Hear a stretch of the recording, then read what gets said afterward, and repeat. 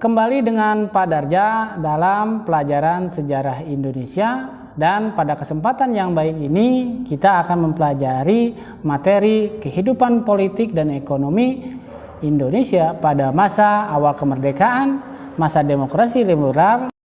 Adapun tujuannya adalah menjelaskan perkembangan kabinet yang berlangsung selama masa demokrasi parlementer pada tahun 1950 sampai 1959.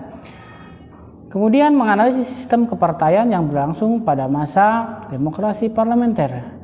Selanjutnya membandingkan pelaksanaan pemilu pada masa demokrasi parlementer dengan pemilu pada masa reformasi dan menjelaskan kebijakan serta sistem ekonomi pada masa demokrasi parlementer. Kita mulai dari pengertian demokrasi adalah suatu sistem pemerintahan dengan rakyat memegang kedaulatan tertinggi. Demokrasi sendiri pertama kali diterapkan di Yunani, tepatnya di kota Athena atau negara kota Athena. Demokrasi sendiri menganut prinsip trias politika. Masih ingat trias politika? Artinya pola kekuasaannya menganut 3 sistem kekuasaan atau 3 pembagian kekuasaan, yaitu eksekutif, legislatif, dan yudikatif dengan pola check and balances. Artinya ada kontrol dan keseimbangan kekuasaan. Kemudian demokrasi pada penerapannya dalam sistem politik Indonesia pernah dilaksanakan demokrasi langsung dan demokrasi perwakilan. Pada materi kali ini kita akan membagi dengan tahapan pertama, masa awal kemerdekaan, masa demokrasi liberal. Demokrasi masa awal kemerdekaan atau disebut juga demokrasi masa perjuangan antara tahun 1945 sampai 1950. Kabinet presidensial 4 September sampai 14 November 1945. Untuk menghindari absolutisme dikeluarkan beberapa maklumat. Maklumat Wakil Presiden nomor 10 pada 16 Oktober 1945. KNIP berubah menjadi lembaga legislatif. Kemudian pada 3 November 1945 pembentukan partai-partai politik. Kemudian 14 November 1945 perubahan sistem pemerintahan dari presidensial menjadi sistem pemerintahan parlementer. Kabinet Republik Indonesia tepatnya 14 November 1945 sampai 12 Maret 1946.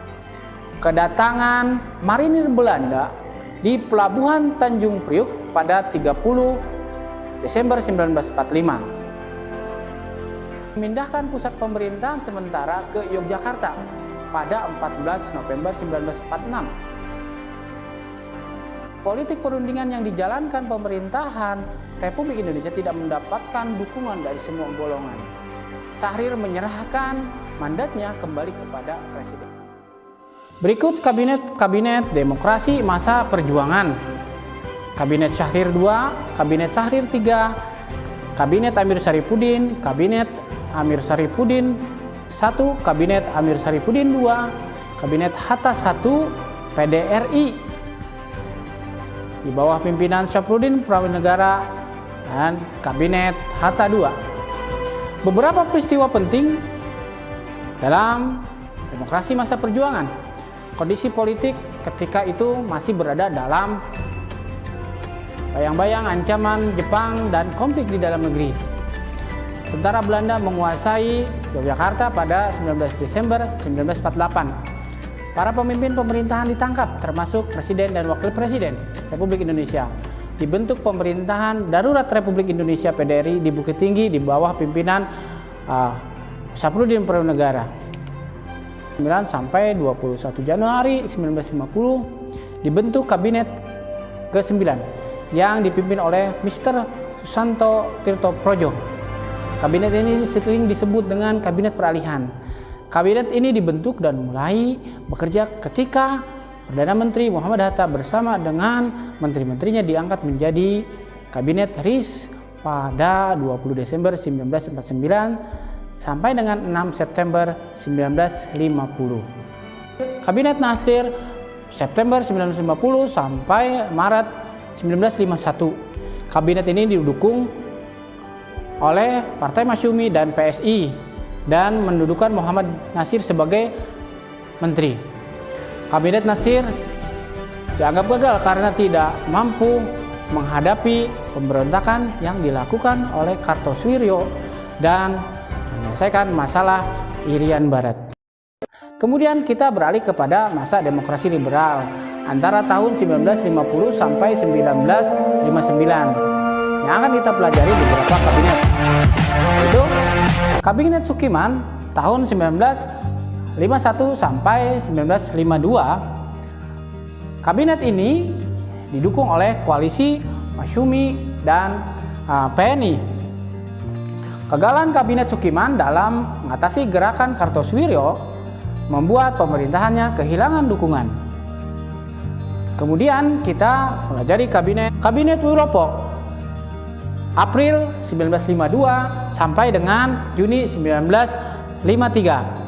Wilopo menjadi Perdana Menteri dengan kembali didukung oleh PNI dan Masyumi, Majelis Syuro Muslimin Indonesia. Kabinet Wilopo dinilai gagal dalam melaksanakan demobilisasi dengan mengurangi jumlah tentara dari 200.000 menjadi 100.000 dan berkembangnya gerakan separatis membuatnya harus menyerahkan kekuasaan.